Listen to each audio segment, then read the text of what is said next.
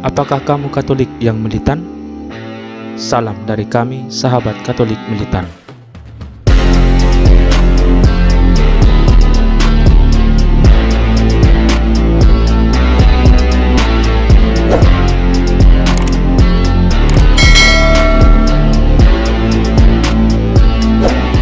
Dalam part 2 ini kita akan membahas riwayat hidup Santo Hubertus. Dalam buku-buku para kudus terdapat sebuah lukisan yang mengisahkan pengalaman rohani Santo Hubertus. Tergambar seorang pemburu berlutut di hadapan seekor kijang jantan yang besar, yang di antara tanduknya terdapat sebuah salib yang bersinar-sinar. Di bawah lukisan itu tertulis Santo Hubertus. Santo Hubertus lahir sekitar tahun 656 atau 658 di Toulouse, Prancis.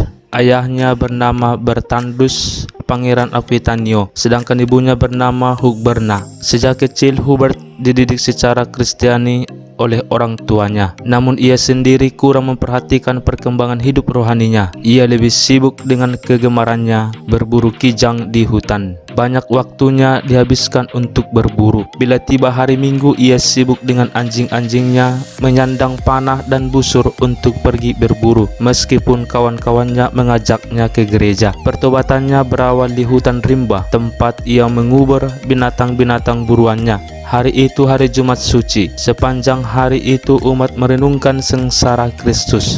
Tetapi Hubert tak tergugah sedikit pun dengan hari raya besar itu. Ia malah menyiapkan anjing-anjingnya, menyandang panah dan busur, lalu pergi ke hutan untuk berburu. Tetapi apa yang terjadi? Hari itu hari sial. Ia sendirian di hutan yang lebat dan sunyi. Seekor kijang pun tidak tampak. Sedang menyesali kesalahan itu, tiba-tiba tampak seekor kijang jantan besar sedang berdiri menantangnya di antara semak-semak. Tubuh kijang itu kekar dan tanduknya besar. Dengan gesit, Hubertus segera mengejar mangsanya. Kijang itu berlari hingga letih, lalu sekonyong-konyong berdiri menantangnya. Hubertus pun berdiri terpaku sambil melihat kijang itu dengan takut. Ia takut karena pada tanduk kijang itu terdapat sebuah salib yang bersinar-sinar. Pengalaman ini aneh dan ajaib, mengherankan sekaligus menakutkan Hubert. Ia semakin takut ketika mendengar kijang itu berkata kepadanya, "Mengapa engkau mengejar aku? Tidakkah engkau merayakan hari Jumat Suci? Hidupmu kau sia-siakan dengan pekerjaan-pekerjaan yang tidak bernilai." Mendengar itu Hubert gemetar ketakutan. Ia lalu berlutut dan berdoa menyesali dosa-dosanya. Semenjak itu ia berjanji memperbaharui hidupnya dan berniat untuk mengabdi Kristus. Kejadian ini barulah tersiar di kemudian hari setelah ia meninggal dunia. Sesudah kejadian istimewa itu, Hubert menjadi orang yang baik-baik. Ia memusatkan perhatiannya kepada kehidupan rohaninya